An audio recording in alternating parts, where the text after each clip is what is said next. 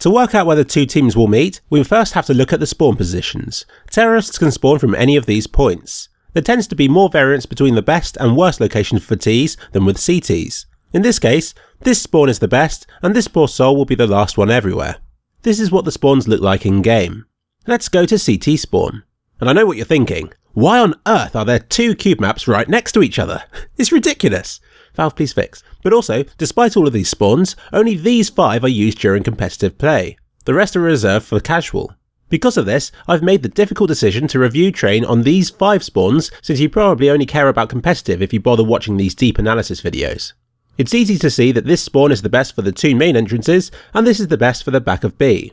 And here's what it looks like to start in these 2 spawns. This overview shows where the best possible spawns from both teams will meet. Of course, in a lot of these situations, it's better for CTs to lurk further back, but you should always be prepared for a surprise rush at these locations. Firstly, the meeting at Ivy, which now finally has Ivy again. Both teams meet within 5 seconds of the round starting, and it's the CTs who clear the corner first.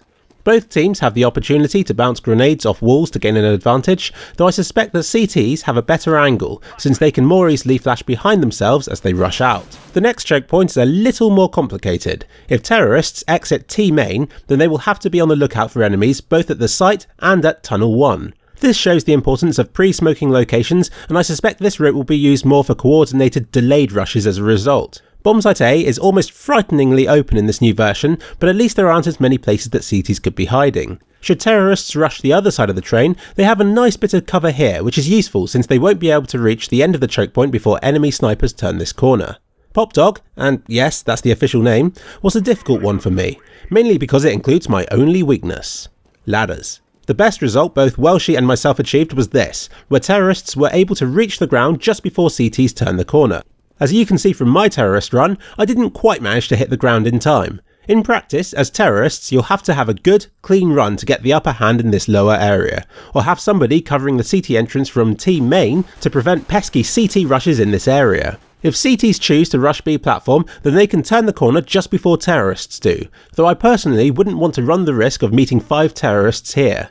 Once again, as CT, you can bounce a flash off the wall so that it detonates behind you, blinding anybody looking your way. But be careful, since the shape of this wall makes it difficult. As terrorists, you have plenty of choices. Head around the back of the area, you can do a delayed rush, or even lurk at the top to try and catch rushers off guard. And finally, Long B, which I'm going to call that because it's so out of the way. This is the only rush shown that starts at this particular CT spawn. This starting position is useless for any other rushes on Train. CTs have to either climb up a ladder or hop up onto the rails here, both of which are fiddly and will impede the rush time. CTs turn the corner first and must prepare for a lot of different places that terrorists could be hiding. But I'm not going to pretend to be an expert on this. I can provide the times and footage, it's up to you to put it to best use. In the last video, I tried showing what sort of a difference a bad spawn makes when compared with a good one. Interestingly, the variation between the best and worst spawns for both teams is about 280 units or 1.1 seconds. This means that in competitive play, if you get the best spawn possible, then you're at best 1.1 seconds ahead of the other team when performing these rushes. Just imagine that the slowest person is this far behind the best and you're about there. I hope this will help you to plan your attack on Train. Have fun!